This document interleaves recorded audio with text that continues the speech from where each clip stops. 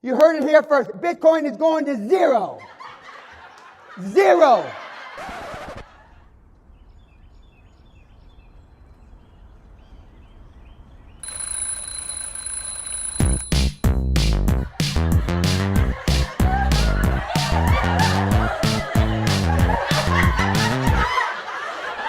What's going on, guys? It's K-Dub here with another episode of Crypto Zombie. Welcome back to the channel. Hope you're having a great day today. Today I have a very exciting video to bring you. We're going to go into the fact that obviously Bitcoin is up today. We had a nice beautiful bounce back. You can see we're up 4% today. Lots of green in the market. Only a handful of altcoins in the red today. You can see Bitcoin was basically going sideways here. We were struggling to break above that $9,000 level. Once we got above it, we actually got all the way up to $9,100, almost $50. Currently, we're having a bit of a pullback. We are going to talk about short term, whether or not we should be getting excited. No, I'm not putting any of those memes. You know what memes I'm talking about. I'm not even going to say it. I'm not even going to jinx the $9,000 level. But today what I want to talk about specifically is massive news that just came out from South Korea. It actually looks like they're kind of following in the footsteps of Germany, and also what happened with India yesterday. That was huge news. I want to talk about Bitcoin liquidity coming to Ethereum, so you're going to be able to actually use Bitcoin in decentralized finance. I know, isn't that crazy? We're going to get into that. I also want to discuss Coinbase's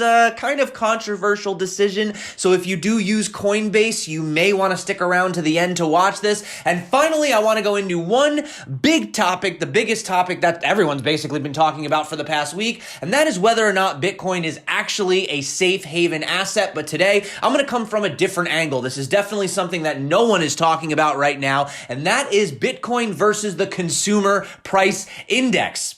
You may not know what I'm talking about. Well, essentially, it looks like this. We're going to get into all that. Also, the fact that the Bitcoin hash rate has hit an all-time high. And if that sounds good to you, you know what to do. Of course, we're going to get into short-term price action, medium, long-term, and the news of the day. Get subscribed if you haven't. We do give away a Ledger Nano S every single Monday. So without further ado, let's hop in. Let's get started. So having a look at Bitcoin, we are currently well above the 21 exponential on the weekly. However, we are being held down again by the $9,146 level. This was a crucial level that we were talking about, so we may have some choppiness moving forward. We were in the blue zone for a little bit. We did get pulled back. We are above the 200 daily moving average. Like I said, I've been saying this is good. Even if we go sideways, we maintain above this. This is fine, right? Now, we were talking about the potential of putting in sort of a giant inverse head and shoulders, right? We said this was the head, this was one shoulder, and there was a potential chance we could come down to some of these other levels. Now, I have not changed any of these lines. You can see right here, we're currently sitting at this resistance right here. Now, this is basically right when we start to build up into the VPVR again. That's where the Bitcoin demand starts to get high.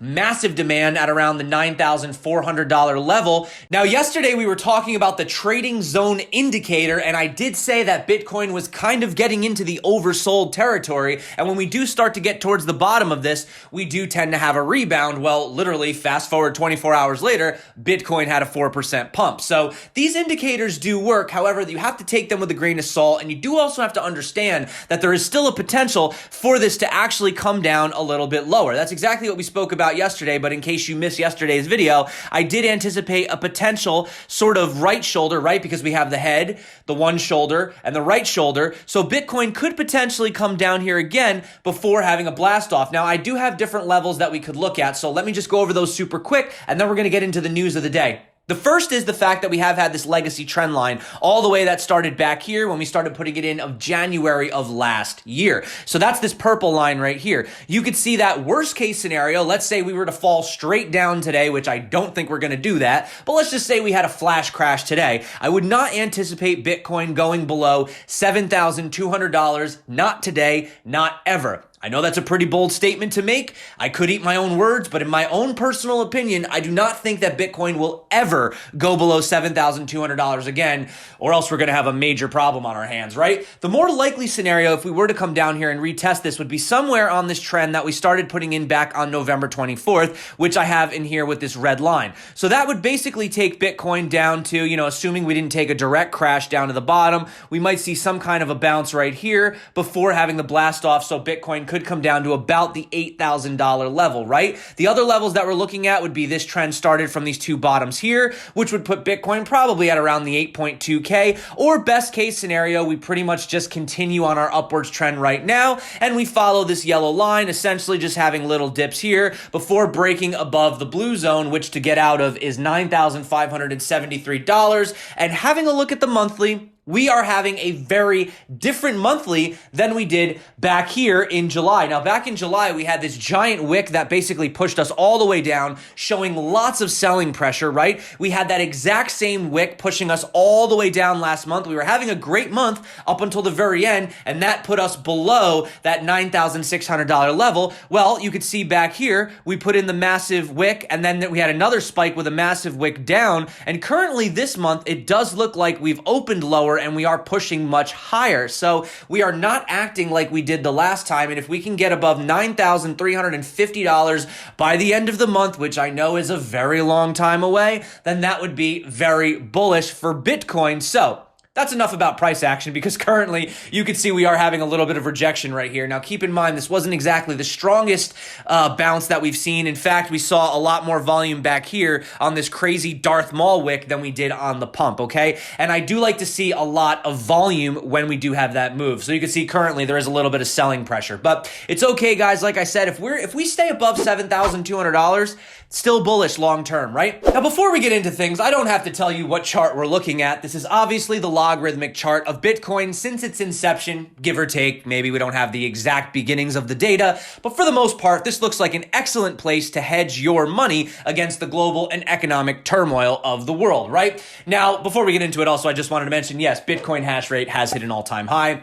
Thumbs up for that. But getting back to our topic, we have the Consumer Price Index of the United States. Now, you can see something crazy has happened recently. Is that a good thing? Is that a bad thing? Well, first you have to understand what the heck this is that we're looking at.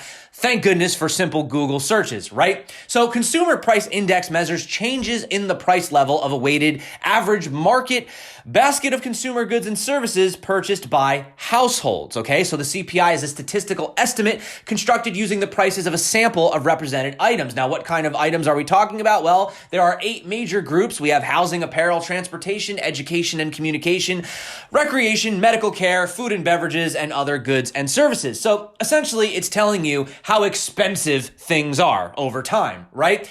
Let's get back to the chart. Well, you could see that apparently during times of war, you do notice that this tends to have a little bit of an insurgence, right? Revolutionary War of 1812, Civil War, World War I, World War II.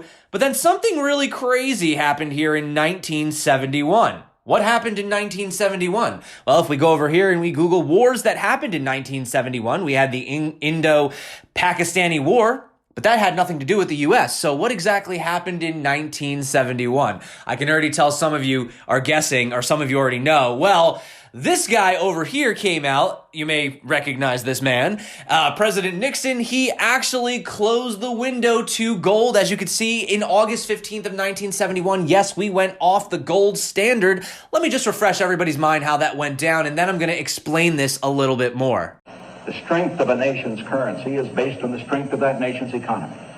And the American economy is by far the strongest in the world. Accordingly, I have directed the Secretary of the Treasury to take the action necessary to defend the dollar against the speculators.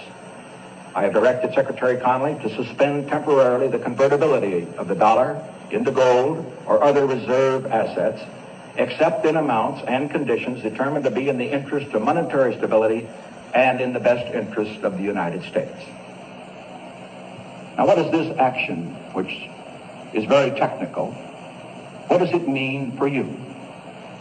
Let me lay to rest the bugaboo of what is called devaluation. If you want to buy a foreign car or take a trip abroad, market conditions may cause your dollar to buy slightly less. But if you are among the overwhelming majority of Americans who buy American-made products in America, your dollar will be worth just as much tomorrow as it is today. Your dollar will be worth just as much tomorrow as it is today, meaning that $1 will always be $1. just like one Bitcoin will always be one Bitcoin, right? However, let's have a look at when this came out. Right here is when we decided to go off the gold standard. And in case you're wondering what chart we're looking at, well, this is the Dow Jones Industrial Average Index. Now, this just goes to show you that essentially we had nothing to back the dollar at that point, and this created artificial, pretty much pumping of the stock markets, right? The stock markets have essentially just been going up and up and up and up and up since then, right? So everybody's like, oh, well, we got to get into the stocks. We got to go into stocks because, yeah, stocks are going up. But the purchasing power of your dollar is not actually going up, even though these stock prices are increasing. In fact, you can have a simple look at the rise and fall of the dollar chart. This is a chart you can find all over the internet. $100 back in 1913 would be about roughly the equivalent of $5 today. So $100 back then essentially today has 95% less purchasing power than what it had back then. Now, just a friendly reminder, let's look at the Bitcoin chart. Okay. But, not everybody can see the value in this. I mean, just recently, if you had a chance to see what Andrew Bailey said over at the Bank of England, well, actually, let me just play this clip for you super quick and then we'll kind of get back to it. Trying to sort of give you a view on where we go to. So one part is where this whole debate started with, which is sort of so-called crypto assets of the Bitcoin variety. Now, they are in no sense, there's no guarantee of the value of Bitcoin. I've said publicly, because we were concerned about it, I'd like to actually think it was quite a good example of the FCA acting promptly. If you want to buy Bitcoin, be prepared to lose all your money. If you want to buy it, fine, but understand what you've got. It has no intrinsic value. It may have extrinsic value, but it has no intrinsic value. That's one thing. The debate's really, and it, myself, it hasn't caught on as much as what people sort of predict it would in the sort of slightly. But would we have expected anything different from a guy like this? Also, being a man in his position, you'd think he would speak up a little bit, but I don't know. Some people tell me that I yell. That being said, having a look right here, though, a simple Google search, once again, of USD to BTC, not BTC to USD, would show you that in just the past 5 years, you can easily see what has happened to the dollar in Satoshis, okay, over time. So my question is, would you want to buy this shitcoin? Maybe. Buy the dip? Buy the dip? I don't know. We're talking about the US dollar here, right? But guys, that being said, I do want to just talk about this article that came out from CoinDesk. It's called Stop Treating Bitcoin as Risky. It's a safer asset than most. Now, this is a great article. I'm not going to go into it today. It's about a 10-minute read. If you're bored, I will drop this below. Also, I'm going to post this over on my Twitter later. If you're not following me on Twitter, it is at the Crypto Zombie, but that's enough for basically all that today. Let's get into some good news. Actually, this is a little bit controversial news, but you let me know how you feel. So it says South Korea is following in the footsteps of India in terms of legalizing cryptocurrency trading and holding after passing a new amendment. From now on, digital assets are entirely legal in South Korea. But here's a little bit of a catch. The ramifications of the new laws are enormous. They're resulting in mandating real name accounts on exchanges as a mean to curb money laundering. So in one hand, they're saying, okay, this is great, it's legal, but this amendment would enforce virtual asset service providers to report business operations based on real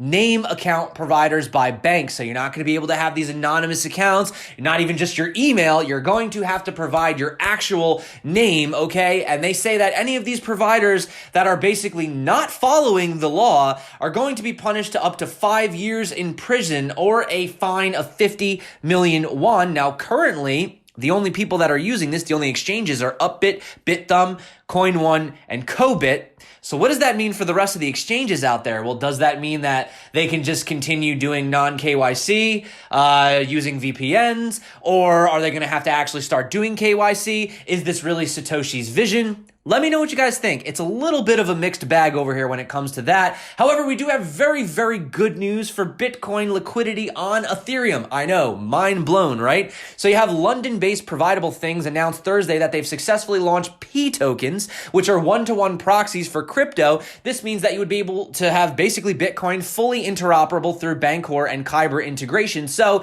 if you have Bitcoin, essentially what you do is you mint a pBTC token. It's an ERC 777 standard, which allows you to basically transact with Bitcoin essentially on any DeFi applications. They already launched a liquidity pool on Bancor and Kyber, and you have Shane Hong, Kyber Network's marketing manager, said that Bitcoin is obviously among the most widely held and used cryptocurrencies, so the pBTC initiative would bring liquidity to Ethereum dApps, enabling a whole world of exciting decentralized finance use cases for both the Bitcoin and Ethereum ecosystem. We also have a controversial sort of thing that's been going on with Coinbase. If you use Coinbase, this might concern you. It says in their latest embarrassing episode, they have reported that they have used the controversial face recognition tech by Clearview AI. Now, we're going to go into why. I know lots of different apps use facial recognition. Why is this particularly of concern? Well, they say that Coinbase was among 46 financial firms, including Wells Fargo and Bank of America, that have used Clearview's database of billions of photos scraped from Facebook, Instagram, and other websites. So this tech has raised some red flags with numerous big tech firms, including Apple, okay, which suspended the firm for flouting its developer policies, and Google, Facebook, and Twitter, all of which have sent the firm cease and desist letters. The app has also riled politicians, with U.S. senators scrutinizing the sale of its services to authoritarian regimens. And Coinbase is thinking about using this. Why? Well, down here, basically, they just say that a spokesperson says that they're using it for their unique needs around security and compliance. That's pretty vague if you ask me. We have Bitcoin advocates such as Andreas Antonopoulos coming out saying that the testing is absolutely disgusting. Alex Gladstein, Chief Strategy Officer over at Human Rights Foundation, he basically said that Coinbase is encouraging new customers to consider a variety of tokens, including a number of zombie or scam projects, and equating them with Bitcoin, as well as using this very controversial tech. So I don't want to end today on a bad note. Let me know what you guys think about that. But Jack Dorsey to the rescue, right? CEO of Twitter. So, we have Cash App, right? So Square Crypto, the firm's Bitcoin development initiative, is now awarding grants to Bitcoin developers, right? Because not all Bitcoin developers are getting paid for their services, right? That is a downfall. The Bitcoin protocol rewards miners for, and some people might say wasting electricity and mining Bitcoin, but not so much the Bitcoin developers. Well, they've now awarded new grants to John Attic and Tancred Hayes. So Attic is a Bitcoin Core contributor and protocol researcher, and Hayes is a German-based software engineer. Square Crypto said that Attic has been doing Bitcoin Core development work for almost a year, as Hayes is basically working on UX-focused Bitcoin development, which is great. I think user experience is very important, and he plans to include simplifying self-custody of smaller amounts of Bitcoin and creating a public key server that makes it possible to text sats. And on that note, I think that's enough news for today. Having a look at Bitcoin, we are, okay, so we had a little bit of a bounce back. Maybe now we'll start to see if we can defend that $9,000 level. If not, I would look to do something back here where we may potentially have a bit of a dip before having the blast off. Keep in mind, we do have the halving coming up right here in May, although it may happen sooner than later, because we do have hash rate skyrocketing, which means blocks are also being found faster. If you do look, you can Google, it's Bitcoin time for blocks. I think it's usually it's around 10. The average right now, I think it's a little lower than that. I don't have it right here. It's like somewhere around like 8.5, 9.5. I don't know. Google it. Anyway, that being said, that is it for me today. Thank you so much for coming back to the channel. If you're new, definitely get subscribed. If you want to enter to win a Ledger Nano S, we give ledgers, literally, I have tons of ledgers here. We give ledgers away all the time, every single Monday. And yeah, that's it for me. I have a free Telegram if you want to join. Thank you so much for coming back. Tomorrow is Friday. It is the weekend. Weekends can get a little bit crazy in Bitcoin and cryptocurrency land. That's it for me. My name's K-Dub. This is Crypto Zombie. I freaking love you guys. Until next time, stay crypto. And of course, peace out.